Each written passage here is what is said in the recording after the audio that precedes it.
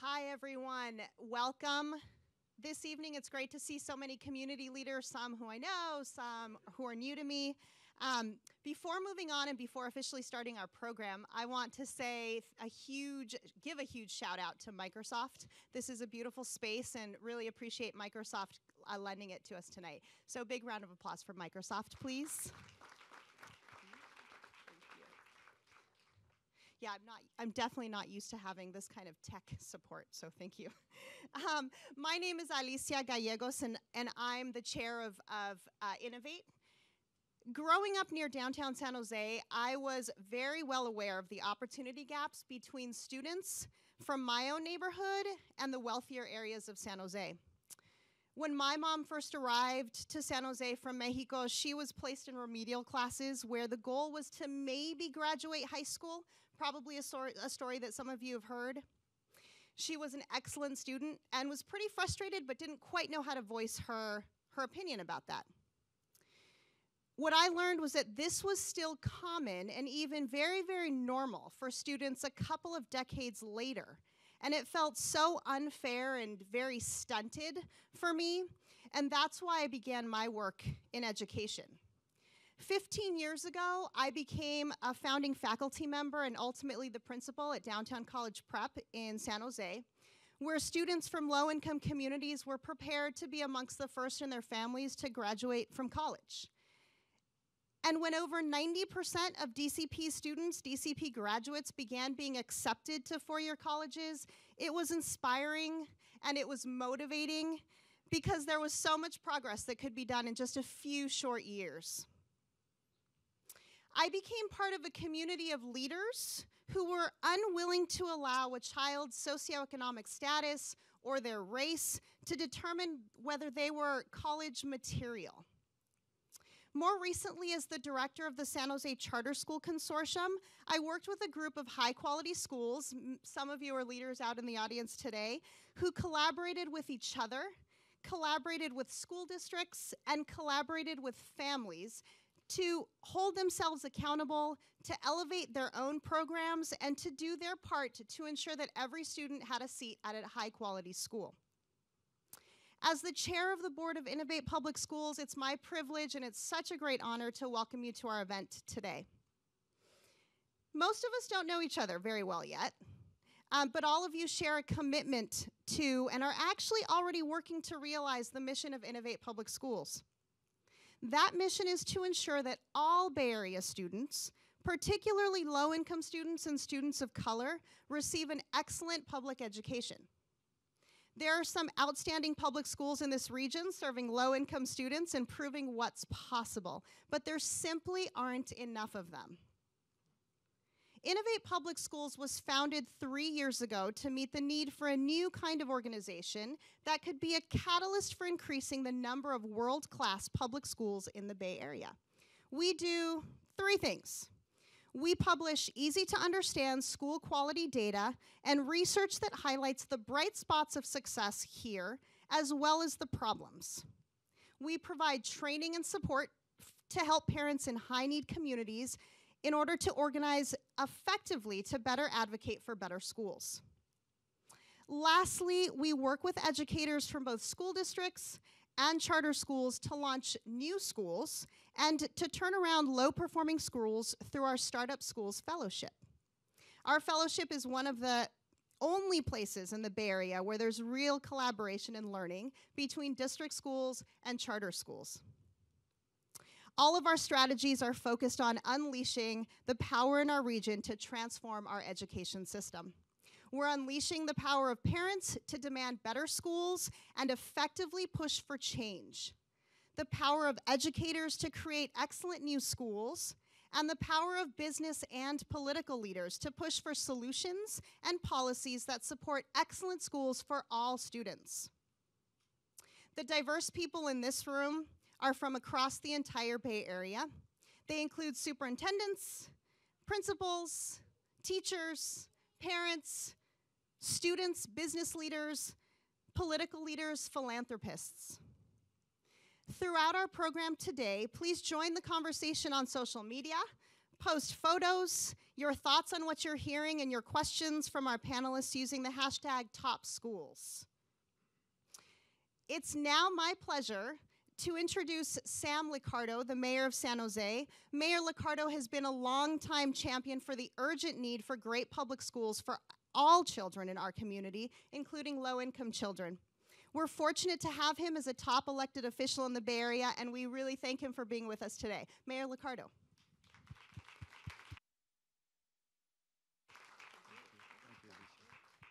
Thank you, Alicia, and thank you for your work on the board, and to all the board members and to Matt Hammer for all that you do at Innovate to inspire great performance and to celebrate great performance from our educators and from our kids.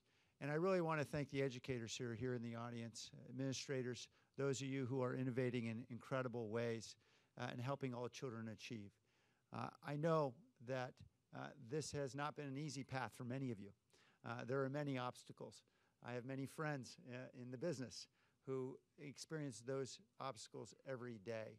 And I just want to say the work that you're doing is the most important work that is happening in cities like San Jose throughout the country today. And the work that you do every day, while it doesn't get the credit it deserves, is so critically essential to all of our aspirations. So thank you first and foremost. It seems to me that we stand here now at really a golden moment of opportunity. A golden moment because, while certainly there is a large and growing group of individuals in our communities who recognize the essential need to ensure that underserved students have opportunity and are able to be high performing as we know they are capable of being. Increasingly, it's not just the same old folks who are pushing for change in education. Increasingly, we're starting to see interest from an awful lot of folks in the tech community in particular who are recognizing that their workforces don't resemble the consumer base that they might be trying to sell to. They recognize that in order to be able to be more creative, they need more than just someone who looks like me in their workforce. Increasingly, they're recognizing that if they are going to be internationally effective, they need individuals who are capable of being bridge builders. And that need for diversity is, I believe, awakening a real moment for all of us to enable innovative education to scale in a big way. And so I look forward to the extraordinary things that can happen because of your great work. I think as many of you have long ago recognized that we need to move beyond what one president described as the soft bigotry of low expectations. We deserve, and our children deserve, to have very high expectations, regardless of which zip code they happen to come from. And I applaud your great work, and I look forward to seeing great success in the years to come. Thank you.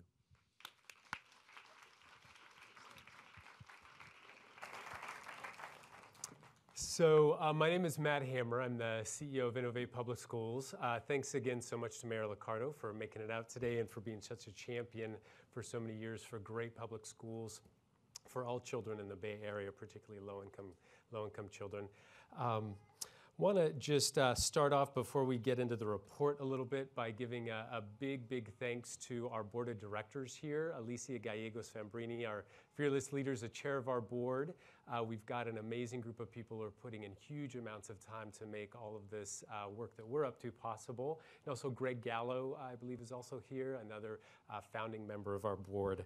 And then just before we get started, I also want to give a huge thanks to our most incredible staff at Innovate, particularly the people who worked lots and lots of hours to pull together this report and to make this event possible. So in particular, thanks so much to Sierra Jenkins and Kimberly Fomby, Adam Shetke, and Carol Hedgespeth. So thank you very much to all of them.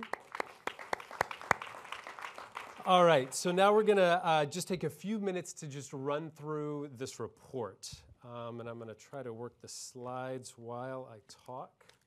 I practiced this with my kids. They said I was not so good at it. All right, so the first slide is really what a bunch of news that came out this year, just that we now have a majority of California students are low income. and the majority of those being low-income Latino students. The next slide, and these first few are also in the report that you should have gotten. This next slide really is some new news, however, that it hasn't gotten a lot of attention here in the Bay Area, that the achievement gap is even wider than it is in other parts of the state. So what this graph shows is a very wide gap. And what we wanted to do was make it clear both the socioeconomic gap as well as the ethnic gap. So on the left side are the various ethnic groups for non-low income, and on the right side are those same ethnic groups, low-income students. So at the top, for instance, are the non-low income Asian students. This is the Bay Area. This is for the whole 5 counties of the Bay Area for their math scores. And you see that 84% of the non-low income Asian students are meeting or exceeding the state standards in math this first year of the state test. Very impressive. And then moving down all the way to the bottom right, where you see that 17% of low-income Latino and 11% of low-income African-American students are proficient, basically meeting or exceeding the state standards on the new math test. So it's really dramatic. And this next slide sort of breaks it down. So this achievement gap is not just because the kids at the top are doing better here than around the state. That is part of the story. But it's also because the kids at the bottom are doing worse. And that was part of the surprise that we found when we crunched the numbers for the whole Bay Area. So this next slide shows the solid bar is California, and then the striped bar is for the Bay Area. And so it's either slightly lagging in the Bay Area or even. But in a number of these measures, the Bay Area, the low-income Latino and low-income African-American students are actually doing slightly worse than their peers are doing around the state.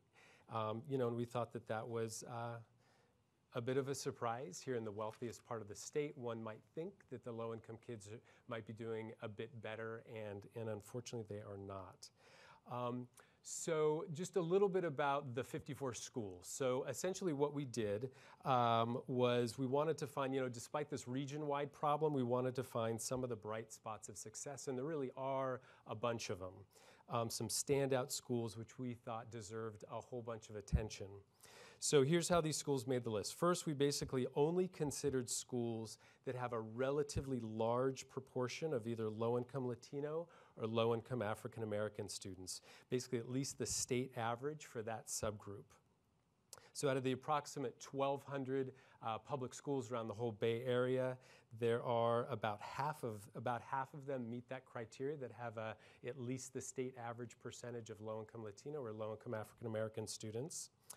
And then to be considered one of these top performing schools, the low-income Latino or low-income African-American students had to be meeting the state standards at the same rate at the school as the rate for all students across the state, regardless of their ethnicity. So it's sort of a measure of closing the achievement gap. So basically at all these schools, you have either the low-income Latino students or the low-income African-American students doing at least as well as students all across the state. And by that measure, you get 54 schools out of about 600. So just to give you a sense of a few of the lists, so here is the list of the top Bay Area elementary schools for low-income Latino students in English.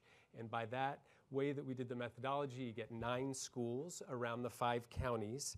At the very top is Gilroy Prep. We have James Dent here, the CEO of Navigator Schools, to tell us some about how they got these extraordinary results. What that green line means is that's the bar that the schools had to meet, where basically their low income, that particular subgroup was doing at least as well as all the kids in the state on that subject. And then the blue line gives you a sense of how much better those schools are doing than average schools around the Bay Area. So at your average school around the Bay Area, unfortunately, only 24% of the low-income Latino students in elementary schools are meeting or exceeding the standards on this new test in English. So you see like dramatically better results in these schools. So just so you get a sense of how it looks in middle school, here are the top 5 middle schools for low-income Latino kids, again in English. And at the top is KIP Summit Academy. We have Salome Portugal here with us, the principal of that school, to tell us some about their success. And what the green bar again is the bar that they had to meet to make this list, meaning that they're traditionally underserved subgroup doing at least as well as the average kids around the state, closing the achievement gap. And then that blue line is the unfortunate news about only 24% of low-income Latino kids in middle school are meeting that standard. So you see schools that are doing dramatically better than their peers around the Bay Area. And then finally, this one, this is looking at a school that did particularly well for African American students. So we have Sean McClung here from Impact Academy. And note that it is one school. So there is only one high school around the Bay Area that has low-income African American students doing better than their peers around the state, doing better than all students, regardless of class or ethnicity. So meeting that 56%, they beat it by a whole lot, 73%. And you see it around the Bay Area that low-income African American students in English, there's only 31% proficiency. And so Impact Academy in Hayward doing dramatically better than other schools in the area. So that is basically how we came up with this list of very high-performing schools for low-income Latino and African-American students. We're really excited to be talking some with leaders who figured out how to do really dramatically better than a lot of the other public schools in the area, and want to really be learning from them. And I will now turn it back over before we start our panel to Alicia. Thank you, Matt. There's a lot to digest. There's a lot to digest there, so thank you so much for that, Matt, and I know we'll be going into more later. So now, one of the parts of our program this evening that I am most excited to introduce you all to is the introduction of a model of determination and perseverance. Idma Nazario is a 12th grader at KIP San Jose Collegiate, which is on our top schools list. Idma's story illustrates the important role that a great school plays in helping a student reach their potential, and we're so very fortunate to have her here with us tonight to share her experience at KIP with us. So if you can all please help me warmly welcome Idma to the stage.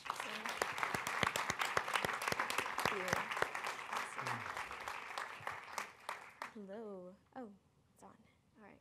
Well, good afternoon, everyone, and thank you all for being here today. My name is Irma Nazario, and like she said, I'm a senior at KIP San Jose Collegiate, and I've had the privilege to be part of the KIP community since 6th grade. I applied to get into KIP Hartwood in 5th grade, but my name didn't get pulled from the lottery, so I reapplied in 6th grade, and I got in. All right.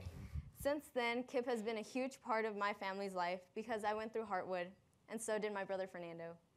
Today, he's a freshman at KIP High School and is ready to set an example for our youngest brother, Santiago. Santiago just started elementary school, and if there was a KIP Elementary at San Jose, that's where he would go. But since there isn't, he'll start at one of the KIP middle schools when he is ready in the 5th grade. Going to KIP helped me develop a drive for success, a thirst to challenge myself, and from that rooted my desire to go to college. I started freshman year of high school in an AP course, and after that, I decided to continue to challenge myself. I signed up for AP Computer Science because I was kind of curious to know, to learn more about how and why computers knew what to do. Also, there are not a lot of women in computer science, so I wanted to be part of the change that put more women in science, technology, and engineering fields. Thank you. So without any experience in coding, I chose again to challenge myself by signing up to this course. I struggled the entire time and sought help from my teacher, Mr. Gold. I did a lot of independent study just to stay in pace with the rest of class. My extra effort eventually paid off because I actually passed the AP exam. Woo! All right. Hey. Thank you again. Also, at the same time, I was juggling another AP course, normal classes, volunteer work, and home life. About 8 months ago, my family was asked to move out of a transitional home for women who have faced domestic violence. It was a hard time for me and my family because we didn't know where we were going to go. The stress from this and the pressure I was putting on myself in school was building up. I didn't know who to turn to or where to turn to because I didn't want to appear to be weak. I sucked it up and I tried my hardest to stay strong, acting like everything was okay. But when I walked into Mr. Lowe's classroom and he asked, "Are you okay?" I simply broke down into a sea of tears. Mr. Lowe was my speech and composition teacher freshman year, so I did not expect to share my story with him since we had barely talked to each other since then. Mr. Lowe stayed with me for an hour after school, and he helped me find a silver lining. I didn't get to grow up with a dad, so to me, Mr. Lowe was almost like a father figure. He was kind and supportive, and he reminded me that even though I didn't have control over what was happening at home, I did have control over my studies. He and my school counselor, Miss Anaya, worked with me and encouraged me to continue to strive for greatness. At KIPP, we like to focus on creating a strong team and family. So with a genuine passion to help kids, the teachers create a family-like environment. And going to that environment every day at school really encouraged and still encourages me to continue to work hard. So like in AP Calculus, I was struggling a lot in the beginning, but because I went to get help from Mr. Mark Walter during his office hours and Saturday sessions, I was able to get my B+ to an A-. What I learned from junior year is that I need a break. And since KIPP has started to incorporate mindfulness in class, I have been able to keep calm and study on. Aside from meditating, I joined the cross-country team. Running is a form of escape for me, and without it, I would probably be as stressed out as I was junior year. KIPP taught me the importance of maintaining a well-balanced life, and that is a lesson I plan on carrying with me through college. Because all of the teachers who have challenged me academically, I'm able to say that I've gotten a great education. Thank you. I just wanted to pause and say thank you to all of you here. And general support. Today, as I end my senior year, or as I approach the end of my senior year, I know that I'm going to go to college, and I will succeed because KIPP prepared me with a drive for success. Since middle school, I have visited colleges in New York, DC, and LA, and I'm excited to take this next step.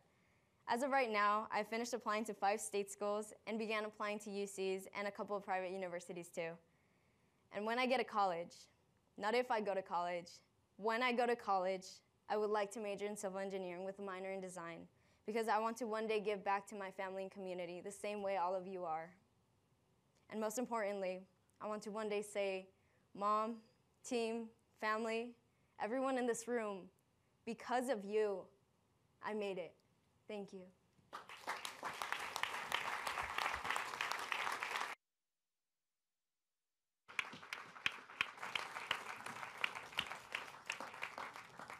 That was great, Irma. Thank you so much for sharing your story with us. Will be to us who have to follow Irma at the mic. It's very inspiring. And just obviously, Irma's been part of a couple schools that saw that every child has got incredible, incredible potential to do good, be brilliant, create, and grow.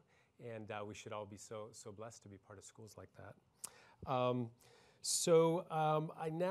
gonna move over here, and we're gonna have a panel discussion. So we have with us today 5 leaders of some of the top schools in the Bay Area for low-income kids. I got these socks from my cousin, who told me I should wear them if I ever get a chance to show them off. They're from his little shop. Got these 5 leaders from different schools in the Bay Area that are really doing extraordinary things, and had the great fortune over the last couple weeks to spend a little time on the phone with each of them. They each have a whole lot to teach us. So I've been doing this work for a little while, and what the truth is about amazing schools is that they are doing a whole lot of things really well. It's not like some simple recipe. So in general, these are people who sweat a lot of the small stuff, a lot of small details. These people are sweating every day trying to get it right. But that might make for not quite as interesting of a discussion. So I asked people to really focus on what are the really 1, 2, maybe 3 super high leverage things that they are totally focused on that is making a huge difference for the kids at their schools. So that's how we're gonna begin, with giving each person 6 minutes, and I've got my timer. We need to have time at the end for a little Q&A. and plenty of time for wine and beer and munchies afterwards. So I'm going to have to keep time and be a little rude. So I'm going to ask for your apology. I'm going to apologize for that before you even get started. And we asked Salome to start off. Just tell us a little bit about you and your school, and what do you think the key secrets of success are? Thank you. Hello, everybody. Hi, Kipster. Thanks, Irma. My name is Salome Portugal. A little bit about me is that I was born in Hayward from immigrant parents who moved to the community in which I'm a principal, San Lorenzo. I was a high school teacher for about 10 years and then worked in New Leaders, which is a principal and school leader development program. Some new leaders are here today, shout out. And then I went back to school, into a school site to be the principal of KIPP Summit Academy, and I am very honored to be the principal of KIPP Summit Academy. This is my 3rd year as principal there. So KSA is a middle school, grades 5 through 8. We have about 417 students, predominantly Latino. Our next largest group is Asian, and then small number of African American, white, and mixed students. We're predominantly low income, around 76%. High number of English language learners. A lovely, predominantly immigrant community. It feels a lot like a neighborhood school. It's a lovely, lovely community. If you haven't been to San Lorenzo, you should. When my mom came from Portugal, she moved in across the street. And when my other side of the family came from Peru, they moved in 6 blocks away. So San Lorenzo is in my heart. In terms of what we do, it's true that it's very complex, actually. And so I feel a little about in a nutshell. But I'm happy to answer questions afterwards. I'm going to focus on culture first. It's very important as the foundation for our school. I'm so glad Irma mentioned team and family. We very much develop what we call team and family with our students and our parents and our staff. Some aspects of that is, as a team and family, we've moved away from sort of some more traditional extrinsic rewards for learning or punishments or consequences that are very, if you do this, then this happens. Our school practices restorative practices. It's very important to us to develop students' socio-emotional learning, not just to make my classroom focused, but also to think about their learning for the rest of their lives. Our mission is to get students to and through college and lead choice-filled lives, so that learning is very important to us as well. We also have quite a bit of mindfulness. We have yoga as one of our electives. All of our students take yoga, but there's also mindfulness built into the classroom. We have very high expectations for students. We teach them about character and what that looks like. But it's very important to us to be very respectful to them and teach them how to meet our expectations along the way. In terms of academic rigor, the focus right now for our school is, it's research-based, but I really feel like it has to be specific to your school and your school community, the students in front of you. And so for us right now, based on the data that we look at, it's academic rigor on 3 fronts. One is inquiry, so very important that we're asking questions from very basic to very complex, that students have something interesting to think about and be critical thinkers. And the second is student articulation, or what I call stand and deliver, which our community is very quiet, and unfortunately they have learned how to fly under the radar. And so they come to us between a 2nd and 3rd grade reading level in the 5th grade, and we make sure to get them all to proficient or beyond proficient by 8th grade. But I need them to stand up and talk about their learning and present and talk to each other and push each other's thinking and have student-led discourse. And so that's another rigor piece for us. And also something we call problem attack, which is we were teaching a lot of great skills for reading, annotation. We're a literacy-based school. That's very important for us. But noticing that students weren't always taking those skills and using them in social studies or on a test, or, in different situations when they weren't told annotate like this, outline like this, claim evidence like this. So we're trying to get more explicit about this is a strategy for analysis, use this whenever you come up to this type of problem. So those are the 3 areas of rigor. I would say some characteristics about our school in terms of academics is we practice a high level of differentiation.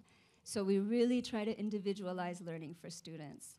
That requires a lot of looking at data, a lot of creating or using assessments that we believe in that give us good data, using the right data for the right analysis.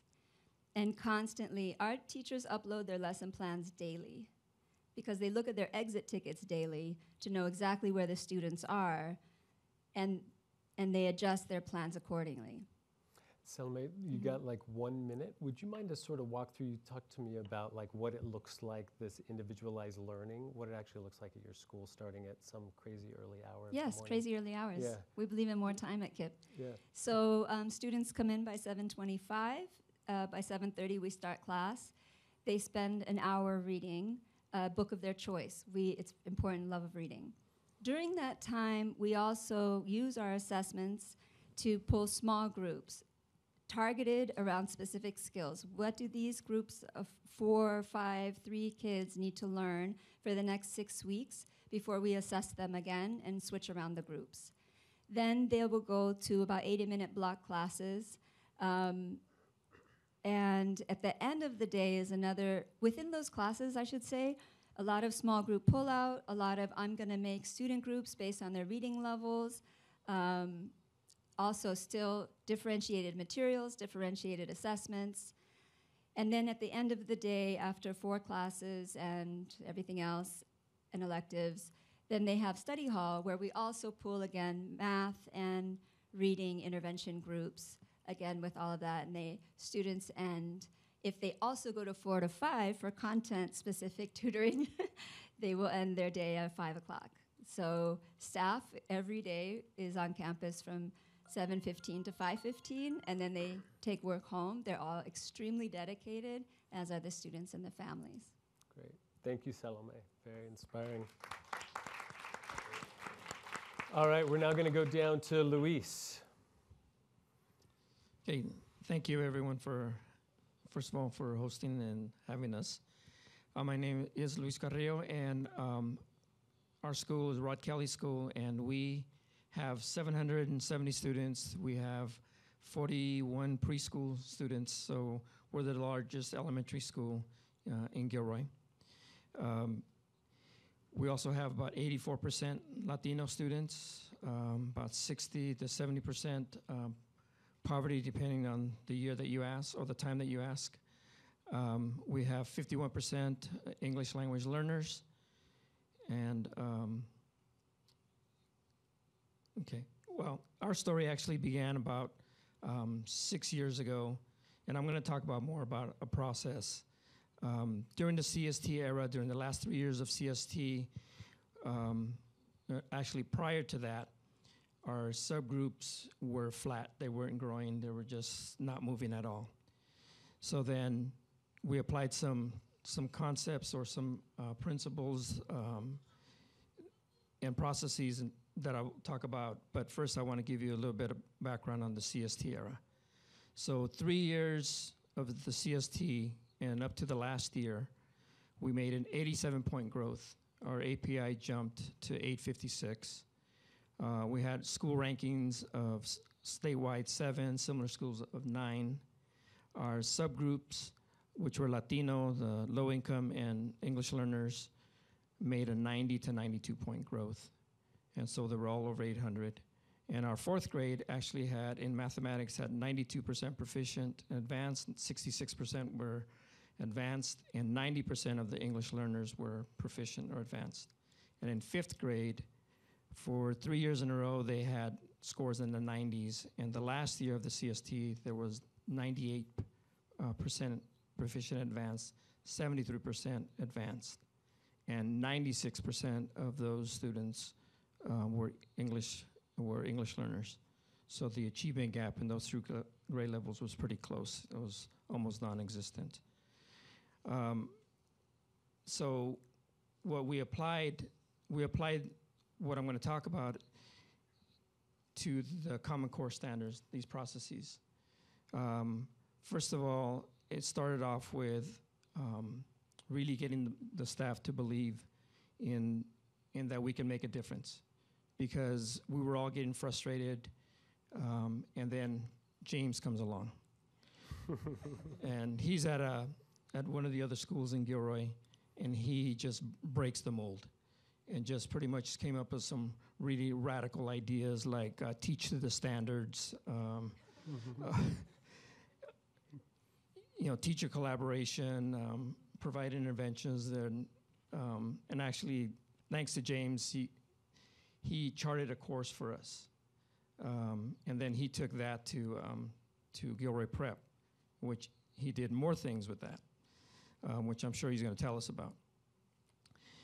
But for us, we started with a high level of teacher collaboration and also identifying key teachers at our grade levels who were really committed to making a difference.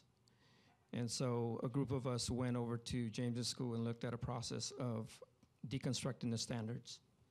And what that, I know that in principals meetings he kept explaining what that was, and we just didn't get it. But finally, when we went and we actually participated in the process, then we understood that you break every standard into the multiple skills that exist in each standard, and then only teach to those standards, and don't follow the adopted text. Follow the standards. Teach to the standards. And so with that, we have key teachers. In fact, 4 of those key teachers are sitting right here in the audience. And so thanks to them, actually, and their leadership that they provide in terms of guidance to the staff development pieces. There's so many things that they do to really bring the culture of really the focus is on learning now, where before the focus was on teaching, meaning I taught it, didn't get it, oh well, we're going to move on. No, it's about a process of really understanding why the students didn't get the standard, what was it that they didn't understand. And so we looked at formative assessments, which are given pretty much on a weekly basis to really tell us how well the students are understanding the standards. And when they don't understand the standard, or if they didn't do as well, then there was a reteaching process that takes place, where then we move the students. I think the accountability for the teachers within the grade level is also critical. Each of the grade levels really own the students as a team. So there's not one teacher is working in isolation. There's consistent implementation of the curriculum across the board. As I walk in from class to class, you can see, I'm not talking about a cookie cutter, but I'm just talking about the curriculum that everyone agreed to, that this is what we're going to implement for that particular week, that is happening across the board. Because if you give a common formative assessment, then you need to know how the whole grade level is doing, not just individual teachers. And so if everyone's doing their own thing, then it's really difficult to understand that process. That was the 1-minute warning. Oh, okay. So, again, I think it's the high expectations and the teacher collaboration process, and along with parent involvement. And I have our ELAC president in the audience as well. And she has really done tremendous job with our parents. We get about 35 to 50 parents every month at our meetings. And the focus is around understanding what they need to do to get their child to college, and also what they need to do to support their child. And we have a wall where we have all of our students that have been reclassified, and we tell them, your goal is to get your child's picture up on that wall. And every year for the last 4 or 5 years, we've had one of the highest reclassification numbers in the district. Last year, we reclassified 72 students. So anyway, we're really proud of the work that we're doing, and But I attribute to the teacher leadership on our campus. It is so critical for that to take place. That's great. Thank you, Luis. Thank you. That's great. All right, James. Thank you.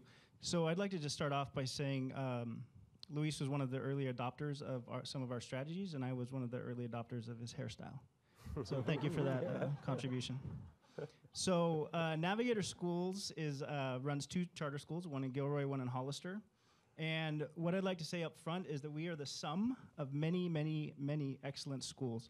Sharon Waller, whose brainchild Navigator Schools was, traveled around the country and inspired us to go see great schools. We saw Preston schools, we saw John Glover School last year, and we were really impressed by the center's model, and we continue to improve. What we do great at Navigator is we reverse engineer the great things we find, and then we iterate upon that nonstop. So we are standing on the shoulders of many great leaders. One shout out for HPS, which unfortunately is in San Benito County, actually outperformed Gilroy Prep in their English language arts scores on the SBAC, and they have a higher free and reduced lunch and Hispanic population. So what we do and what is happening in our schools is replicable. So please, if there's one outcome, I'd love you to come visit our schools. So I'm going to take you guys on a little tour of a Navigator classroom. Imagine you're walking through our door. We've had some visitors. I love watching what people are attracted to when they walk in.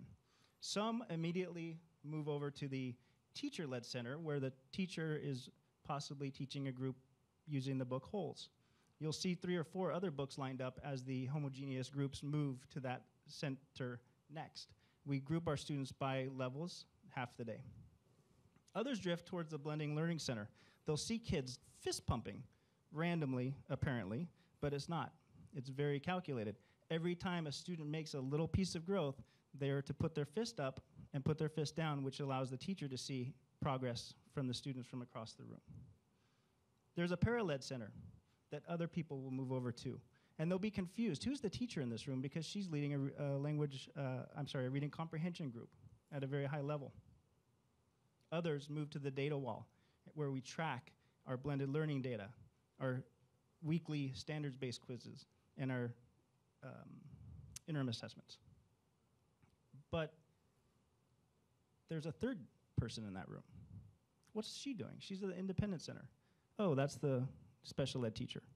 She's doing tier 2 intervention at targeted times around the school, knowing exactly when groups of students are moving to those independent centers so she can come in and work with 3 kids.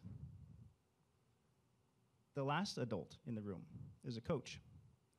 And that coach is videotaping the teacher. And every week, that teacher's videotaped. And every week, that teacher gets to meet with their coach and work on small action steps to become better. When we walk around, one last step. The class transitions, and it takes 20 seconds. And it's silent, and the kids are not wasting instructional time. We can confidently open any Navigator door, and I have a confidence when we walk through that door that the class is going to be looking great. In my previous roles, I would open the rooms 2, 7, 14, and 16, and not the other classrooms. So, the number one thing I wanted to talk about tonight is the full commitment that we have to developing our adults. That leads to high student achievement. When I toured HPS in August of this year, half the school were brand new teachers, the other half had been there 2 to 3 years. It looked like 2 different schools. Now in October, 2 months later, it doesn't look like that anymore. Those brand new teachers look like outstanding teachers. We do it through weekly observation and feedback. We do it through what we call in-the-moment coaching. It's more like a basketball practice where the coach says, stop, fix this, go. And we do it through 3-way coaching, where we release teachers on a frequent basis to go see our best examples for specific skills that we want that teacher to learn. It's all about a culture of improvement on the adult level. And then lastly, our principals have attended the Relay Graduate School of Education, which I cannot give enough props to, and is just an outstanding development program for principals. So many people ask what our special sauce is.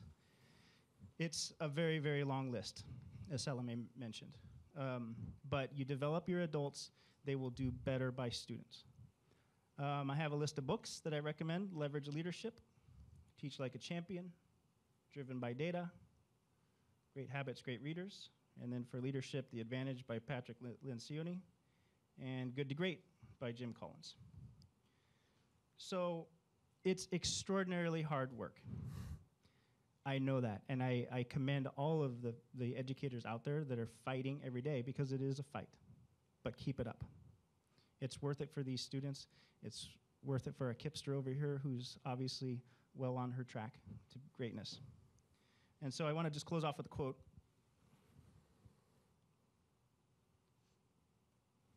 This is Teddy Roosevelt.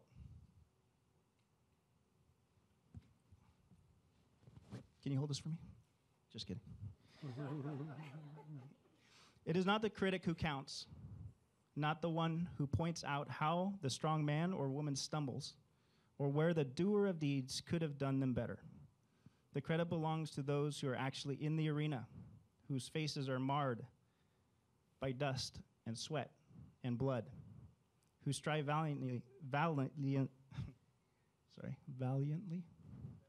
there it is, who err, who come short again and again, because there is no effort without error and shortcomings, but who do actually strive to do the deeds, who know great enthusiasms, the great devotions, who spend themselves in a worthy cause, who at the best knows in the end the triumph of high achievement, and who at the worst, if they fail, at least fail while daring greatly, so that their place shall never be with those cold and timid souls who neither know victory nor defeat. Fight on for our kids. Thanks, James. All right, Sean. So I knew Sean was a different sort of guy. When you shoot Sean an email, you get this automatic response back that says, I am totally focused on my kids and students and family, so I may not get back to you until later in the day. So thanks, Sean. You kept sending more and more emails. I did. That just inspired me to send more. Thank you. Yeah. Thank you first to Matt and Alicia and all the folks at Innovate for lifting up all the great work that's happening in our schools and other schools. It's really great to shine a light on that, while at the same time doing a fantastic job in the report of really pointing out just how much more needs to happen and how far along that road that we really are. So I really appreciate you giving us the opportunity to learn from one another. So thank you. My name is Sean McClung, and I'm really proud to serve as the principal of Impact Academy of Arts and Technology in Hayward. Our network is the Envision School, so I'm not in Oakland like it says, but in Hayward, but I love Oakland as well, which is where I used to be a principal at another high school. We are chartered through the Hayward Unified School District. We've got about 460 students in grades 9 through 12, and we're celebrating our 10th anniversary as a school next year. So we just started planning that last night, so I'm excited. The families that we serve at Impact are over 90% people of color. More than 7 out of 10 of our students are first-generation college-bound kids, and more than 7 out of 10 of our families qualify for free or reduced lunches because their families are currently facing the challenges of making a living in the Bay Area, making a low income. So what I'm going to do in the few moments that I've got, I'm really looking forward to the questions, is just to invite you, as you did, into the school and to share a few of the things that we do that I think makes our school a great place for kids to really transform and grow. So first thing I'd like to invite you to just imagine with me for a moment is that you're in a classroom, in a high school classroom, at a senior thesis portfolio defense. So this is at the end, which is where we're starting, of a student's career at our school. And just to give you a sense, I'll just use a student that I was really fortunate to see, which is Tajay Carey, who's one of many of our amazing students. And what he does in this defense is he stands up at the front of this classroom, and you might be sitting with me on a panel watching him, along with his teachers, with his peers, probably his family, and his advisor. And what he does is he actually, in his suit for an hour, explains his journey through high school, talks about what he's accomplished, the challenges that he's faced. He defends his academic work, including things like graphing parabolic functions in math, or his digital painting from Digital Media Arts, a government essay on current crisis and federalism. And he has to show evidence of those things and then handle questions from us on the panel. through this presentation to really show that he's passed. It's a high stakes performance assessment. If a student doesn't pass it, they go back and re-practice, revise, and they have to come back and do it again if they want to walk the stage at graduation. So it's very high stakes. But you can imagine it's also very emotional, and for a lot of different reasons. At the end of Tajay's presentation, he talked about one of the things that for him, and this is what he said, for him as a young African-American man, he said it's very hard to be open, to ask for help, and to share things with people. But he'd been working on that and been working with his advisor, and brought the whole panel to tears because at this moment was the first time that he opened up and let people know that throughout his high school career, he and his family had been homeless at different times, and that all the things that he had done to overcome that and still go on to spend summers abroad and part of leadership groups in South Africa and in Central America. But the chance to see a student really at the end of their career open up in this way and be taking that step into Stanislaus, where he's going to college now, is just such a moving experience, and that families and teachers and our peers in our school and our students get the chance to see that because they all go through this really amazing rite of process, or rite of passage. So that's one major thing that students all have to pass through. To understand how Tajay was able to get from where he was as a 9th grader coming to our school to this point where he can stand up and defend this thesis that most of us don't do until we're in graduate school, you've got to kind of back up a little bit and know that he had to do the same thing as a 10th grader in order to go on to the 11th and 12th grade. So we do a lot of built-in practice to get there. You would also have to come on another night. So imagine you're at school at night, hundreds of parents, high school parents, are out at school. The students are dressed in suits and ties and dresses and are looking very sharp. They're a very classy bunch. And they're coming out for what's called an exhibition. So this is a chance to show off what kids are learning in school. And just to give you a sense of what one of these looks like is one of my favorite exhibitions was an election simulation. So students had been working for weeks in multiple classrooms across multiple subjects on understanding American elections. So in English class, they would be dissecting and analyzing speeches by other candidates to look for rhetorical devices and ways of persuading people and different appeals. In their government class, they learn about the Electoral College and how the process works, but they also take on roles because they do a simulation and actually take part in the learning as candidates, as the handlers for the candidates, as media outlets, as political parties, et cetera. And they all take part in the simulation to really understand what is behind an American election. In their digital media arts class, they learn about propaganda, how to visually appeal to people, and they actually create these posters. So this whole simulation that students act in to understand what this process is like is put on stage for parents to come and actually participate in and run this election simulation on this night with hundreds of our families. And so what's exciting about these presentations or these exhibitions is not only that people see what's going on. Hopefully that's one more minute. One more minute. All right, I got this habit of talking really fast, so slow me down if I need to. What's really exciting about these moments is that it's not just showing off what they've learned, but they learn things in that moment and actually invite our families in to participate in that learning. And so that would be another thing that you would have to come to see, what it is that Tajay and all the rest of our students get to be where they are. So I guess if I had to boil it down, and what's really interesting listening to the folks up here is just how much overlap and how much alignment there is in a lot of the aspects. Even though we're working with kids in different cities and different towns and in different grade levels, there's a lot of things that I hear that are really similar. But the three things that I can think of really to put my finger on around aspects, and these are really overlapping, are relationships, culture, and then teacher collaboration and teacher leadership. And so in the last minute, I'll just say that relationships are key in their core, and that's what happens first. The relationship that students form with their teachers and their advisors, and that those advisors over a period of 2 years or more form with that family are huge. When we get together with advisories, it's the relationship between students that's key because we develop understanding and learning through our relationships and through our discourse with one another. And the last one is just that having teachers have a chance to learn from one another and be inspired in the work, and for us to demonstrate that we are constantly learning and how we work together and modeling that for our student culture. Those are three of the things that I think make the school what it is. So I'm looking forward to your questions. Thank you so much for listening. Appreciate it.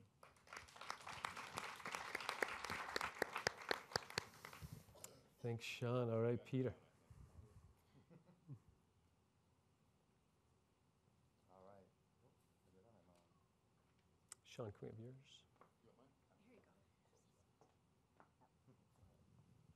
All right. This one at least has a switch. try this one. They're controlling it right back up there. Those gentlemen up there. Thank you. How about two? Okay. Good afternoon, everyone. My name is Peter Van Tassel. I have the honor and privilege to be the principal at Cleveland Elementary School in Oakland, California. I'd really like to thank all of you guys for coming out. Huge thank you to the Innovate family for bringing us out. It's really, and for putting all this data in everyone's hands, because it is important. It's pretty hard to digest when you just see all the numbers, and it's great that you guys made it digestible.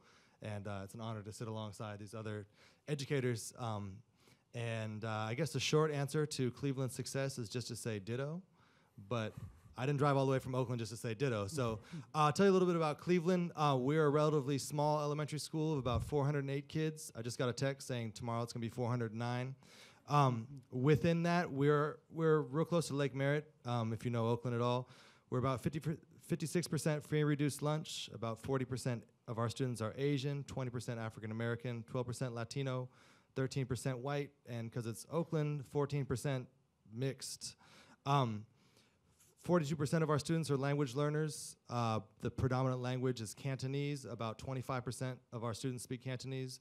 That leaves a large rest of our population, but there's no other language that represents more than 5% of the population. So it is incredibly diverse, exactly the way we want to see our schools. I think, this is a huge honor to see our school on this list.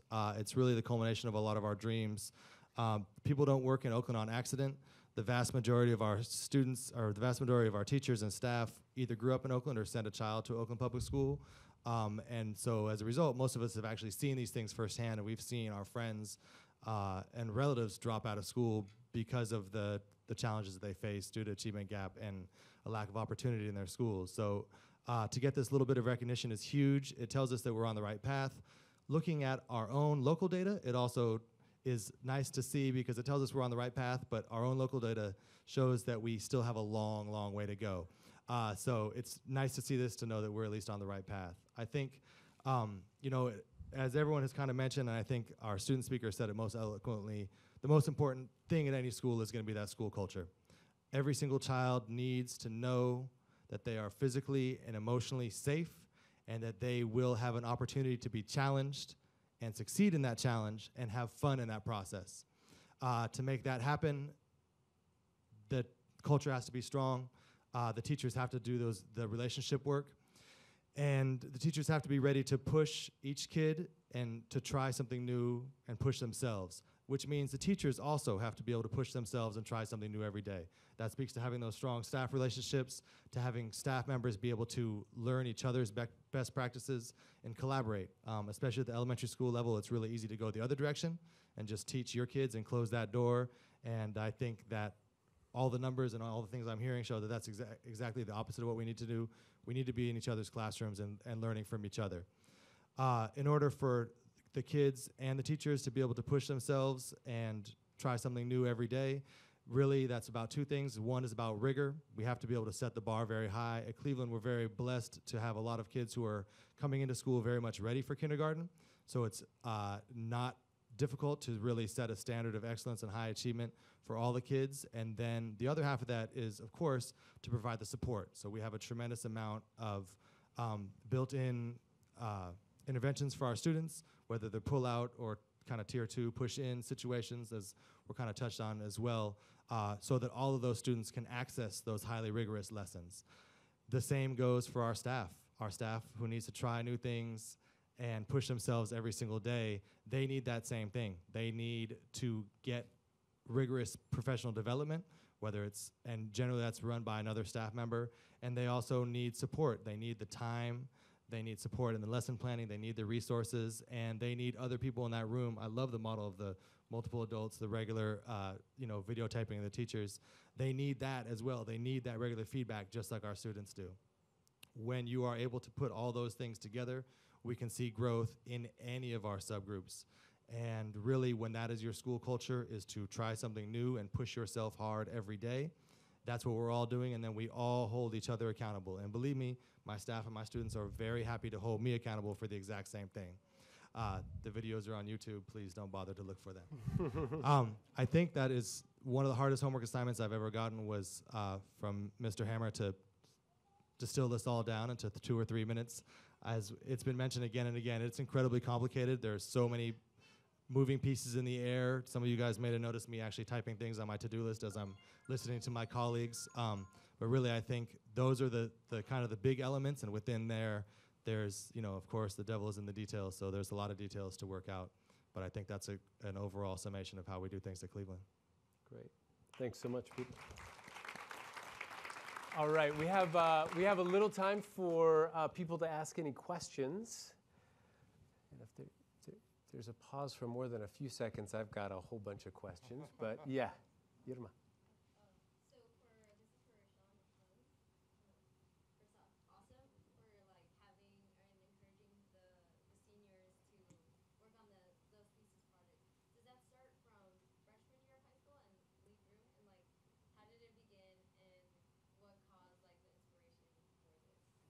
Nice, the toughest question first. Thanks.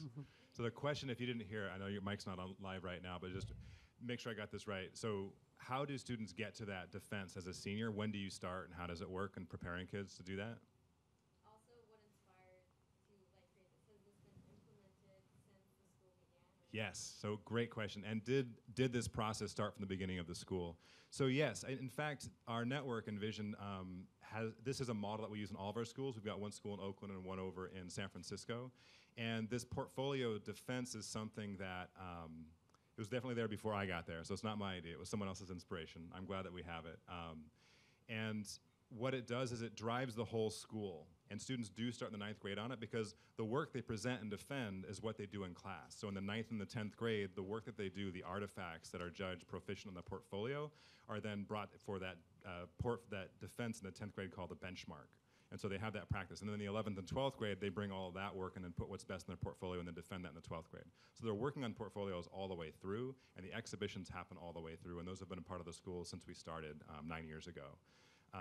The one thing I wanted to say that's also pretty amazing about this process is that it allows teachers to really get together and get together on a panel like this and know what's going on in different classes. So Salome is teaching algebra and knows a lot about parabolic functions, and I'm teaching English, and I know a lot about rhetorical devices. We both have to learn what each other are teaching, and so that we can ask good questions and know that our students understand that. But it also forces us to think about what is that level of expectation and rigor that we're expecting of our students, so that when we tell them, no, you didn't pass this time, you need to go back and work on this, that we know what that line is, and we decide on that line constantly as a group in terms of how we norm. So that's a little bit about the portfolio thing. And then just one more piece I would say is that in classrooms, every day kids are getting up and speaking, so they get to be as amazing as you are at getting up and expressing what you think and how you feel in front of tons of people, which is a nerve-wracking thing. But the more that we practice it on a daily basis with one another, the better and better we get, so that by the time they're seniors, they're all able to stand up and be able to do this thing. I think that was a really, really interesting. I want to just, in the couple minutes that we have left, one thing that's dramatically changed over the last probably 10 years in teaching and public education is just this incredible focus on what great teaching is. I know lots and lots of teachers who have the experience of literally getting no feedback, no coaching for years and years and years, and maybe like once or twice when they were early in their career, got tenure, and then pretty much never again, really. And if they're motivated, they go sort of figure it out, but they are not getting seriously trained one-on-one. There's obviously group professional development that happens. So I'm just curious, for those of you who do a lot of that, James, you talked a lot about it. Salome, I know that happens a lot in your school. Can you help us get a sense of, just briefly, because old school is like, I'm the teacher, I taught. If the student didn't get it, I still taught. Like, I still did my part of it, they just didn't do their part of it. And obviously there's a very different sense now of, in these very high performing schools, of like the burden on the teacher to actually make sure that the students are learning, which means you may not get it right the first time, and you may not do it right when you've only been in the classroom for a couple years. And anyways, could you guys just, how to bring that to life a little bit for like, what's up with the video? Like, is it, you're bringing a lot of science into what is often thought of just like, go give a lesson, Well, I'll start. Imagine Serena Williams breaks into the pros and says, I don't need to be coached ever again. Would she be on top? Would she have as many Grand Slam titles as she has today? No. I mean, she's getting coached as the most elite tennis player on earth, on the female side, is getting coached daily. And to think, you know, myself having lived through it as a teacher for many, many years with no coaching, I was doing the best I could, you know, my best hypothesis every day. What we've realized is that when you build a culture of learning together, the nervousness goes down. So a couple things that we do to make that go away right away is when we interview people, we actually have them teach, we have them go through a feedback session, so they know from second one before we offer them a job, this is what you're going to be doing and this is why, and it's about you getting better. And every single coach becomes less proficient as a teacher, but more proficient as a coach. And our teachers, by the end of the day, say, or by the end of their first year, say, this is amazing. I just can't believe it. I'm talking to my friends who went to the university with me, and they're out in other schools, and they haven't seen their principal but maybe 2 or 3 times in their classroom. So. Yeah, I would echo a lot of what you're saying. We actually interview candidates for teaching, watch them teach, give them feedback, and send them back into the classroom again to see if they'll implement it, because everybody says they want feedback. But implementation is the next step. And we're our culture, too, that's fundamental, all about continual growth and growth mindset, something we teach our students. It's one of our staff values. And I think we have a few structures for it. And so professional development it used to feel kind of disconnected, and now there's an arc of learning focused on our school-wide goals. And also a lot of distributive leadership. Half the teachers in our school are either grade level chairs or department chairs. And they're really driving the work. You know, the school leadership cannot know every subject matter to that extent. So we really rely on their professionalism. We don't use, canned programs or text. It's a lot of work for them, but a lot of accountability, and they feel respected as professionals. And they also go into each other's classrooms. There's a lot of videotaping, and there's a lot of setting of individual goals from what teachers want. But it's always connected back to department goals, back to the school-wide goals. And the teachers they also drive their evaluation. They look at their data. Where did I have strengths? Where do I have growth areas? What do I think I need to do? We give them feedback. It's just a constant, continual learning. Great. Can I add just two more last real comment, quick then we're point? going to wrap up. So to give you an idea, one of the teachers that we started with the second year at GPS, I would actually sit in the back of the classroom and give her hand signals because she was struggling with her volume of her voice. She was struggling where she was standing in the classroom. And just those little changes within 2 months, what an incredible difference.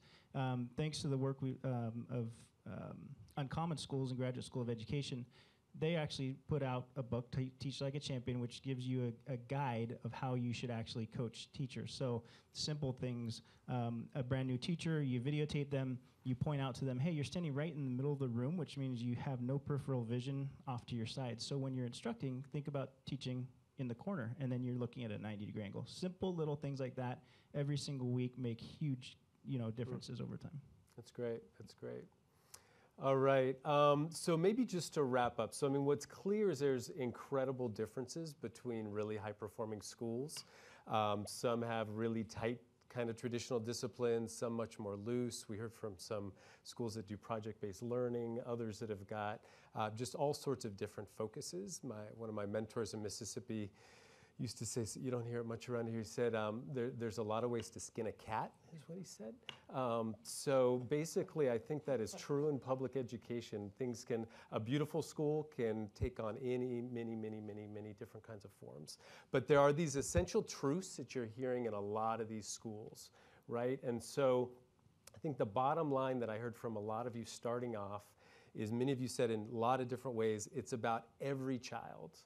So that there's this vision that you're going to have a school that is trying its darndest to meet the needs of every child. And then from that flows kind of everything else out of that. So clearly, if you're trying to meet the needs of every child, then you've got to figure out ASAP if some child isn't getting their needs met, right? And so that's ASAP figuring out, is a child not where they need to be? And then you heard all this stuff about what happens if you figure out that a child isn't learning something, right? And so what's called now intervention, right? So something happens for the child right away, ideally that week, maybe even that day. What you heard in some of these schools is, what are you doing in that 4 to 5 o'clock block? It might be working on what was clear you didn't get 7 hours earlier in the day, right? And the schools figured out how to understand that right away and then do something about it. But what you also heard is, doesn't just stop there, is that maybe it's also not just about the student, it might also be about the teachers. And so there's then that look at, maybe we didn't teach this idea very well. And so let's figure out if, like, maybe this way of teaching long division doesn't actually make a lot of sense, or it's not coming across. And so there's this intensive look at what the teaching looks like as well, which sort of gets to then the other huge piece, right, that you heard from everybody up here, is there's just no way that we're going to meet this crazy audacious goal that we all have of trying to get every child ready to succeed in college, the vast majority of whom at schools like these would be the first in their families to go to college. And that's a miracle for every single child that you make that happen for, but that you're going to do that for almost every child in your school. Like, you have to be so on your game as a school to make that happen. Schools that have a lot of kids coming in who are already on the path to college, you don't necessarily need to be quite that on your game. You would want them to be, but it's not nearly as high stakes. If you want to make that miracle happen for so many of your kids, you're going to have extraordinary teaching going on. And so then you heard all of these detailed practices about how you continually improve the teaching. And you heard that from principals who are basically ready to do anything to support their teachers, including like not returning emails until 7 o'clock at night because he's busy doing something more important. Professional development that is not out of the box, that's not around something that might fit, very focused. Don't waste your teacher's time. It's just about what's going to help them get better. If you talk to most, there's this fascinating study that we've been going through on our staff called the Mirage. You should check it out. That basically says we spend like $18,000 per kid, per teacher around the country on professional development. $18,000 per year per teacher on professional development, and the vast majority of teachers would say didn't help them out. And that the data would show is that professional development didn't really work. And so that does not happen in schools in these sorts of schools where it's like every minute counts. We're only going to do professional development, meaning a lot of this personalized coaching that is really going to have serious impact on what's going on in the classroom. Lots of time for serious collaboration, which happens in really any good organization, including a school where people are learning from each other. And then this final thing that I just think is so powerful. I know a lot of people who've been teachers for a long time, and this just is not how it normally goes, where you've got such a deep learning culture for the adults that even the top most veteran, clearly expert teachers have got a learning plan for themselves, like Serena Williams, about how they're going to keep getting better. And if you have the amazing, off-the-charts, extraordinary teacher at your site who's showing everybody that I'm still trying to get better, obviously that creates this culture of everybody trying to up their game. And so it's just wonderful to hear that, like, thank goodness this wasn't just luck that these schools are doing relatively well. There is a clear process that gets schools there, and just really appreciate you all sharing so much about it. So I now pass this back to Alicia. Yes, thank you. I need my mic back. I forgot. Thank you. Thank you so much. No promises. Great. Thank you all so much. And I'm sure if you were like me, I'm not even teaching or in a school site right now. I'm focused on my 2-year-old at home, and I wanted to take notes. So I really appreciate you guys sharing all of that with us. And you'll have an opportunity to ask them a bunch of questions later at the reception as well. So now to continue, or to actually show them the love that they deserve, I'd like to ask all of the representatives, the principal or one representative from each of our top schools, to come up to the stage so we can show you some love.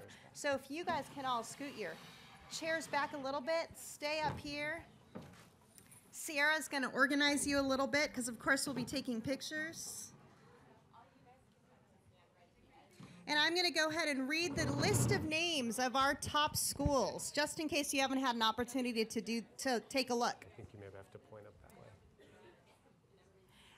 Allen Elementary, Burbank Elementary, Chabot Elementary, Cleveland Elementary, Coliseum College Prep Academy, College Connection Academy, Grimmer Elementary, Henry Haight Elementary, Highland Elementary, Horrell Lead Elementary, Lincoln Elementary, Los Medanos Elementary, Marshall Elementary, Harvey Milk Civil Rights Academy, Montalvan Manor Elementary, Olinda Elementary, Orchard Park Middle, Peralta Elementary, Pioneer Elementary, Rod Kelly Elementary, Solorzano Middle, Richmond College Preparatory, Rocket Ship Academy Brilliant Minds, Rocket Ship Alma Academy, Rocket Ship Discovery Prep, Rocket Ship Fuerza Community Prep, Rocket Ship Mateo Shiri Elementary, Rocket Ship Mosaic, Rocket Ship Si Se Puede Academy, Rocket Ship Spark Academy, Summit Preparatory Charter High, Summit Public School Tahoma, Ida Jew Academies. And if we can all stand and give them the round of applause that they deserve, that would be great.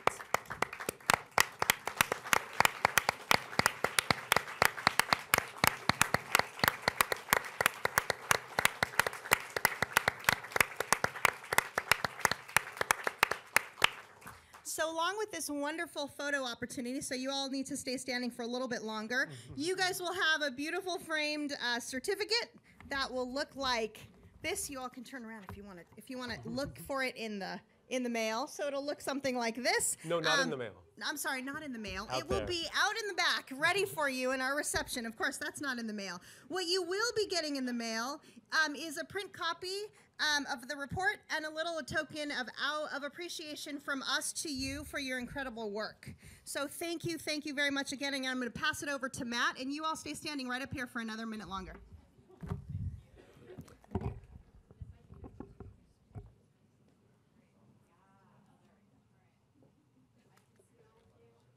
I guess the photo's happening now.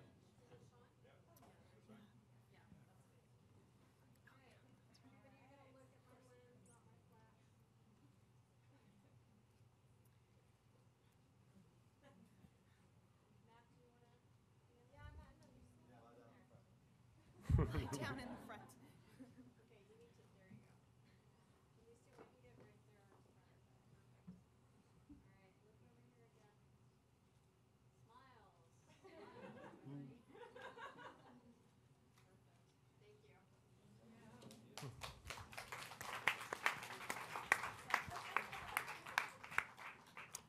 All right, so we're almost at the end. Thank you again so much, everybody. So obviously lots of good news and bad news for children in the Bay Area. This huge achievement gap in California, and it's even larger here in the Bay Area than elsewhere. Schools here are doing even a bit worse than schools around the state for low-income Latino and African American children, which is, a particular shock here in the wealthiest part of the state. But as we've heard, it's also true that all schools are not equal. Some are doing much, much better than their peers for these traditionally underserved children. As you've heard, we have some great examples in the room today, schools that are really closing the achievement gap and proving what we can do to educate all kids at a very high level. In this place with so much wealth, I know we'd all agree that it's a shame that hundreds and hundreds of thousands of children are in schools that aren't meeting their needs. And for our part at Innovate, we're working very hard to enable parents and teachers and school leaders to create more of these extraordinary schools. We really do know what works. This room is full of people who are doing it. How much longer will so many children and their families have to wait to get access to these kinds of great schools? I know we feel the urgency in this room, and I hope that we can all be part of spreading some of that urgency when we go back home. So thank you again for all you're doing in this really sacred, invaluable work of teaching and educating and raising up our children. No work could be more important, and we so appreciate you all for doing it. So let's just do another round of applause for all of us. There's many educators in the room. And so this ends our formal program.